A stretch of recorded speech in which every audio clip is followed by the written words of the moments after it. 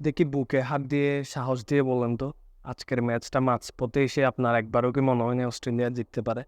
Definitely আমার মনে হয়েছিল যে ম্যাচটা হয়তো অস্ট্রেলিয়া জিতে যাবে। ট্রাভিস হেড এত দুর্দান্ত খেলেছে, বাট দ্য ফ্যাক্ট ইজ লাস্টে এসে ও ম্যাচটা শেষ করতে পারে নাই। 17 ওভারে ও আউট হয়ে যাওয়াতে ম্যাচটা মোটামুটি অস্ট্রেলিয়ার হাতছাড়া হয়ে যায়। অ্যান্ড আরেকটা বিষয় বলতে হবে, রোহিত শর্মা, ও মাই গড, এত সুন্দর শট আজকে, মানে আজকে পুরা ম্যাচটার আমার চোখের শান্তি ছিল হচ্ছে রোহিত শর্মার শটগুলো।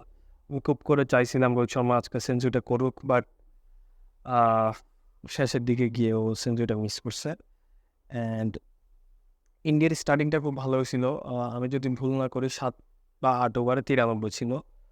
তো ওরা আর 12-13 ওভারে মাত্র 110-15 রান অ্যাড করছে। আর একটু মানে বেটার এক্সপেক্ট করছিলাম। অ্যান্ড